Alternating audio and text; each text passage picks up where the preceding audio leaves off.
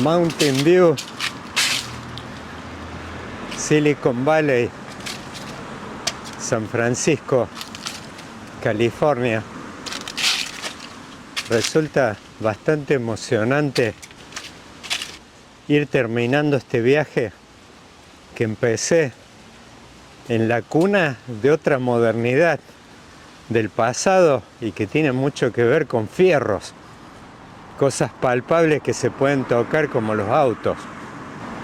En este caso es una modernidad que tiene que ver con información, con datos, con bytes, cosas mucho más abstractas.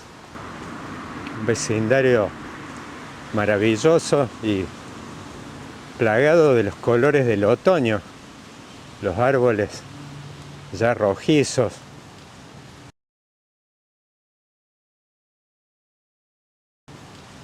muchas hojas en el suelo.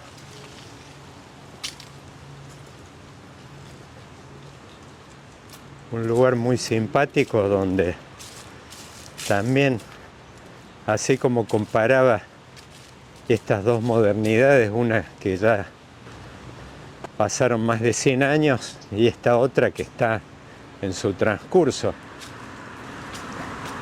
Muchas caras hindúes, orientales, que, bueno, en realidad San Francisco es una ciudad que está plagada de orientales que tienen mucho que ver con su historia. En mi libro de 2020, Estados Unidos versus China, Argentina en la nueva Guerra Fría tecnológica,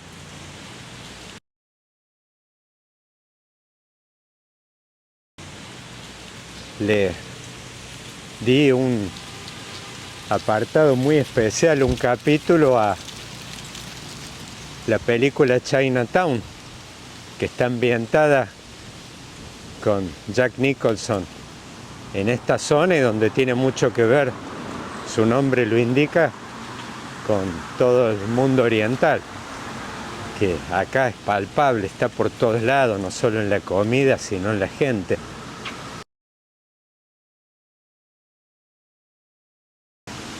Bueno, ahora yendo para el centro de visitantes de Google, acá en Mountain View, sigo luego.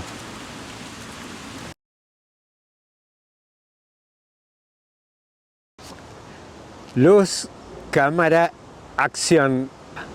Viento de mierda. Luz, cámara, acción.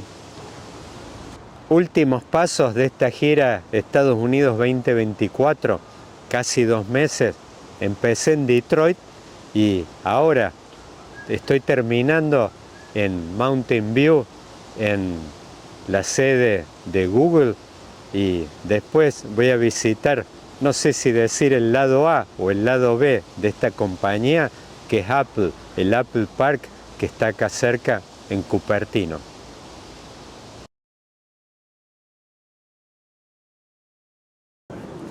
Y empecé hace 2 meses en lo que fue el epicentro de la primera modernidad, el museo ese que está en Detroit. Todo el proceso alrededor de la línea de producción de Ford. Era una fase del capitalismo muy vinculada a la producción de mercancías y a gente transpirada que doblaba chapa, hierro y que tenía muy poco que ver con esto, que frío, etéreo, son datos, no se ve nada.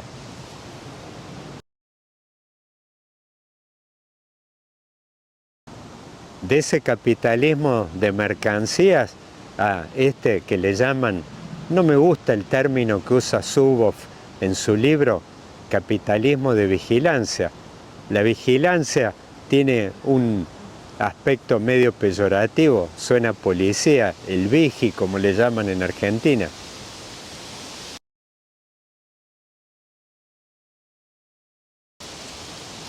Obviamente que hoy tiene un costado que tiene que ver con eso, pero no empezó tampoco de esa forma.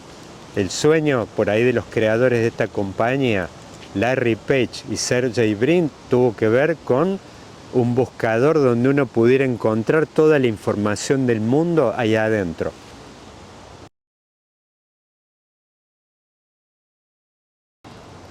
Después, con la crisis de las .com, finales de los 90, principios de los 2000, la cosa fue cambiando. Y esta compañía se encontró con una bola de información que podía explotar comercialmente. Y ahí hable del lado A o B, que es la visita que tengo en un rato a Apple, porque no hay datos sin gente que no tenga un dispositivo en el bolsillo que los genere esos datos.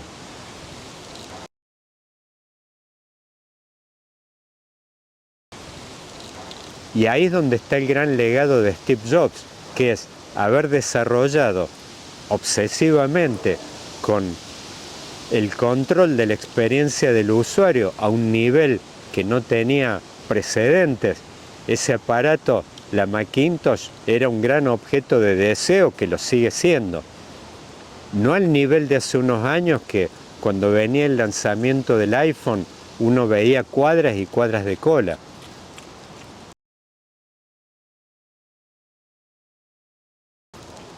Hoy es un dispositivo y la marca, no de casualidad, es una de las 2 o 3 más valiosas a nivel mundial. Pero hoy no es la marca, es una marca importante más, entre otras. Por supuesto, con un share de mercado, una participación monstruosa.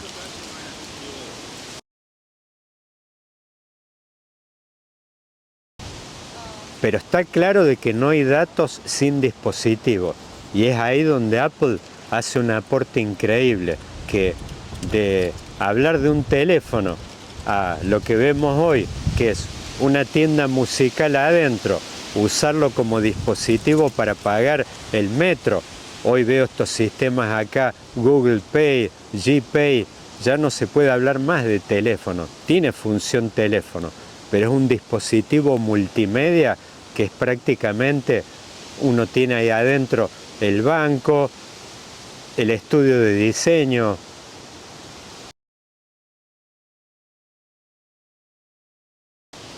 Administra sus negocios, los pedidos, un montón de cosas. Planillas de cálculo. Es la máquina de escribir vieja que usaban los escritores allá a principios del siglo XX.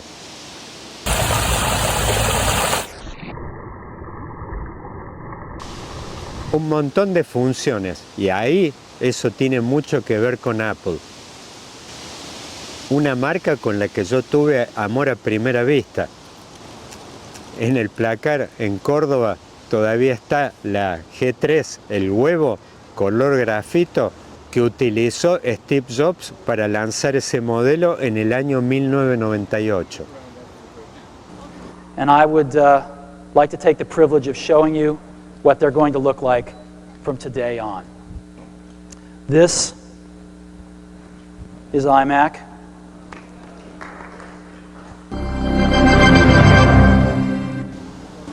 Era la marca. Recuerdo en el gabinete de informática de la universidad, en la Católica había una sola con otras PCs y bueno, se distinguía y era la curiosidad de ver qué tenía ahí adentro. Y ahí hacía total sentido la publicidad de aquella época de la marca. Era algo diferente.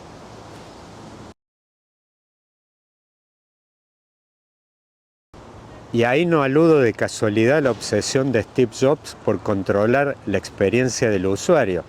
Son célebres y uno lo puede ver en sus biografías, las peleas de él por esa visión que tenía desde una compañía donde estuvieran balanceadas las áreas de producto con las de ventas. So if you were a product person, you couldn't change the course of that company very much. So who influenced the success of PepsiCo? The sales and marketing people. Therefore, they were the ones that got promoted, and therefore they were the ones that ran the company. Well, for PepsiCo, that might have been okay, but it turns out the same thing can happen in technology companies that get monopolies, like, IBM and Xerox. If you were a product person at IBM or Xerox, so you make a better copy or a better computer. So what? When you have a monopoly market share, the company's not any more successful. La obsesión de él era desarrollar un super fierro controlando los aspectos mínimos y pensando en la cabeza del usuario, a ver, ¿cómo hago esto? ¿Cómo hago este otro? Y diferente, poniéndole esas tipografías que él mismo cuenta que las incorporó después de la experiencia de haber hecho unos cursos de caligrafía en la época que había dejado la facultad. Para que exista y para que haya esta montaña de datos que hoy explota Google, tiene que estar el dispositivo. En ese aspecto, Google y Apple son como las arañas que dicen, no sé si es un mito, que andan en tándem de a dos. Por supuesto, cuando hablo de esto etéreo, frío, de Google, no es que no tenga que ver con el mundo de las mercancías. Al contrario, el lado B es de que esa explotación de datos se termina convirtiendo, como dice el latiguillo de hoy, al final del día, en alguien comprando algo o viajando a algún lado, o por supuesto aplicado, no sé, entre otros fines a las campañas políticas, a un nivel sin precedentes. Cuando uno está pensando en México, por ahí aparece mágicamente una oferta para ir a Puerto Vallarta o a Cancún. Ese nivel de desarrollo no tiene precedentes.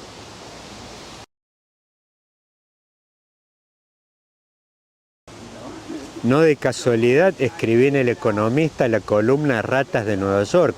Fue raíz de ver la experiencia alucinante entre las 3 y las 5 de la mañana de 3 ejércitos que confluyen en la ciudad.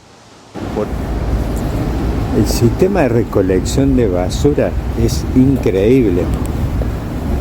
Increíble. Un ejército de camiones, muchos de ellos nuevos, que hacen reciclaje, recolección, son todos complementarios como capas que se van superponiendo y es un despliegue donde todo está sucediendo al mismo tiempo. Es una orquesta esto. A algunos les puede gustar cómo suena, a otros no, pero todo suena al mismo tiempo, es ejecutado. Acá el camión recolector,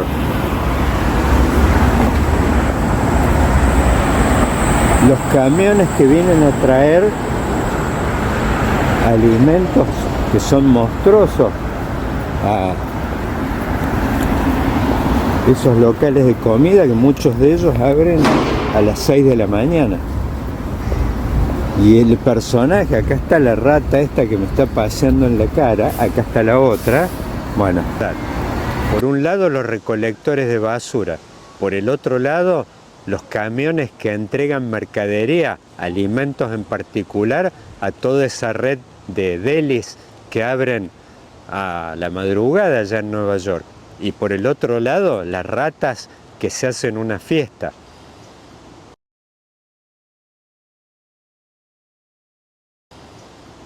Y ahí es cuando uno ve tirado en las calles no solo un montón de bolsas con comida y cajas de pizza, sino también cajas de Amazon de entregas que seguramente las han gestionado los compradores a través de estos dispositivos y utilizando la inteligencia de datos que provee esta compañía.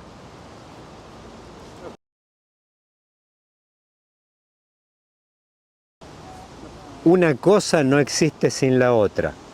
Está, como así hablan de la política, del hard power, que son los fierros, y el soft power, el poder blando. Bueno, esto también, en esta materia, acá hay dos dimensiones que van una de la mano de la otra. El fierro y los datos adentro.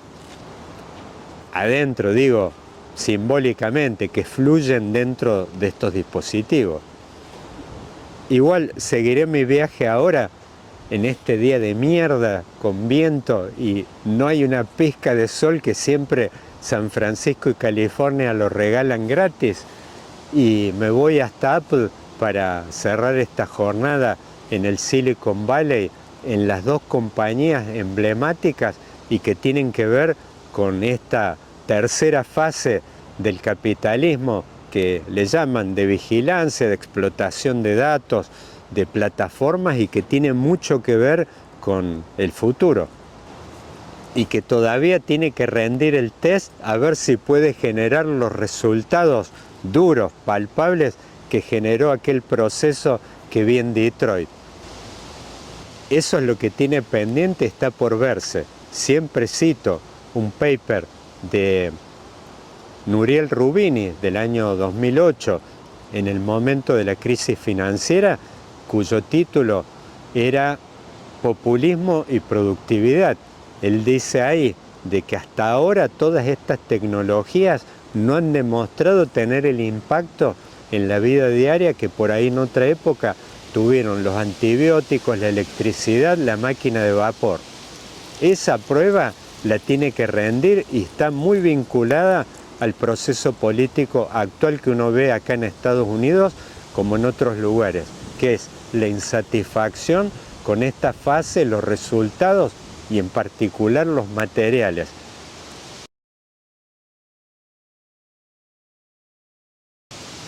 Perón hablaba de las efectividades conducentes. Por ahora, toda esta juguetería con muchos colorcitos y muy atractiva no ha demostrado tener el impacto en la diaria y a nivel social y en última instancia político que tuvo aquella fase del capitalismo. Así que estamos en este baile, pero seguro para atrás no vamos a ir. Como aparecen por ahí fantasías en Argentina, volvamos a producir el rastrojero, el torino, todo eso suena bien, pero no existe más.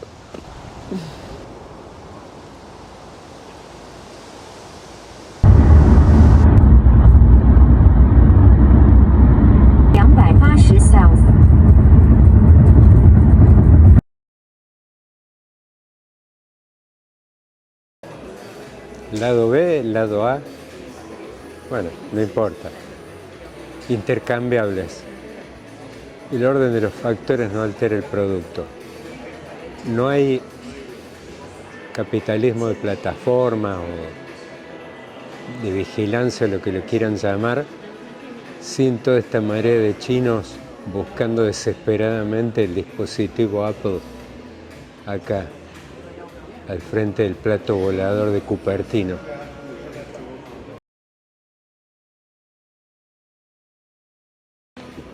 Una cosa viene de la mano de la otra. ¿Y qué del chiche de la inteligencia artificial? Bueno, hay un video que anda dando vueltas de Steve Jobs refiriéndose a ella en lo que es el contenido, ¿no?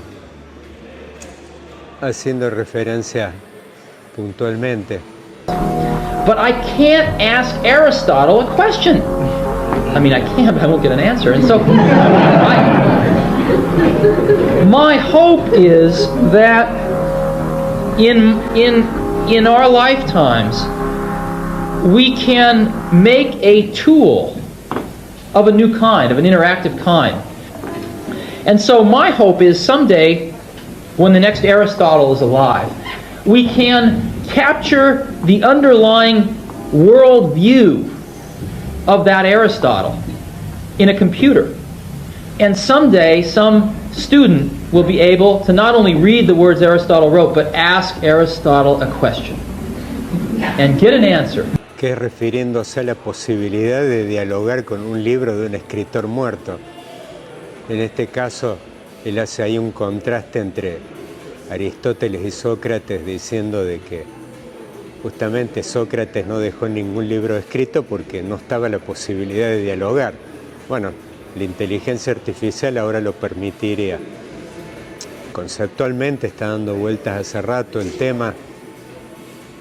Incorporé un capítulo en mi libro Estados Unidos versus China, que es con la película de Stanley Kubrick, 2001, Odisea del Espacio, donde quedan un mano a mano la máquina HAL 9000 expulsándolos a ellos. Bueno, era un desarrollo de inteligencia artificial en esa época.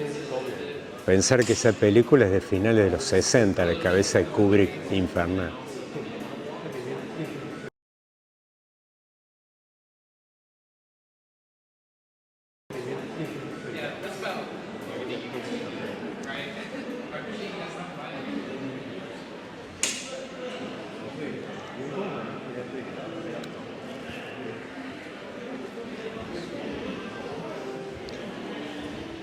así como decía de que no hay datos sin el dispositivo, el fierro tiene que ver con el legado este de Steve Jobs y la posibilidad de que el teléfono se convierta en el banco, en el equipo de diseño, el software, el equipo de música y mucho más. Bueno, ahora tiene que ver con toda esta evolución nueva que uno la ve, por ejemplo, incorporando el ChatGPT dentro del teléfono y obviamente la posibilidad de establecer este tipo de diálogos que imaginaba Steve Jobs hace unos años. Bueno, eso es lo que está viéndose en este momento en desarrollo, que es eso aplicado a...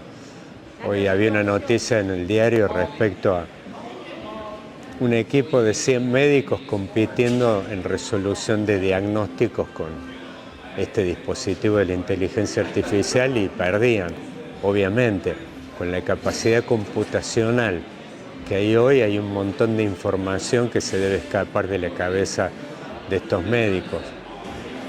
Obviamente el ingenio humano quedará remitido a la resolución de grandes problemas y la creatividad que no puede resolver la inteligencia artificial, porque en definitiva lo que está replicando es el comportamiento humano. Entonces, donde el humano sale con algo inaudito, por ahí la inteligencia artificial no puede competir. Gran broche de oro, gran Cupertino, antes Mountain View, de esta gran gira que empezó en Detroit, cuna de la primera ola del capitalismo, aquella que tiene que ver con la línea de producción de Ford, en este caso el capitalismo de datos asociado a nombres, el fierro, Steve Jobs, y los datos, Larry Page y Sergey Brin. Y algo donde se tocan y donde me dio cierta vergüenza el libro mío, Estados Unidos versus China. Ahí en Google nadie está enfrentado, son todos chinos y los que están comprando acá también.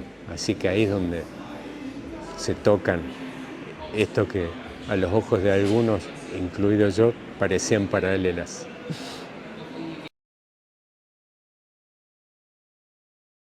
Un plato volador que, salvo desde un helicóptero, no se puede ver a simple vista. Por supuesto, más allá de este circo y la juguetería, lo que comenté en Google, el test de la productividad y en definitiva de las efectividades conducentes que toda esta tecnología que está metida ya en la cama prácticamente, sería impensable. Acá se ve, están todos pegados a una pantalla todo el día a las 24 horas y de varias pantallas, porque viene la gente con 2, 3 teléfonos, tablets, están metidas por todos lados. O sea, esto ya es irreversible, pero hasta ahora estas tecnologías no han tenido tanta repercusión en cuanto a elevar los estándares de vida, que son por vía de la productividad, en última instancia los salarios que crecen. Ese proceso que disparó el capitalismo de mercancías de don Henry Ford, con esos edificios espectaculares de Albert Kahn, Cadillac Place,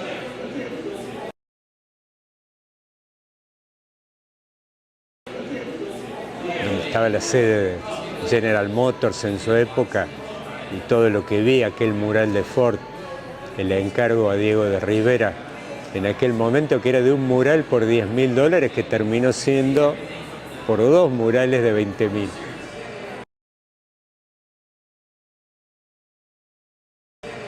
Una cifra que atraída al día de hoy hablan de $20 millones, no sé, tendría que meterlo en una calculadora, hay varias en internet para actualizar valores a un siglo vista.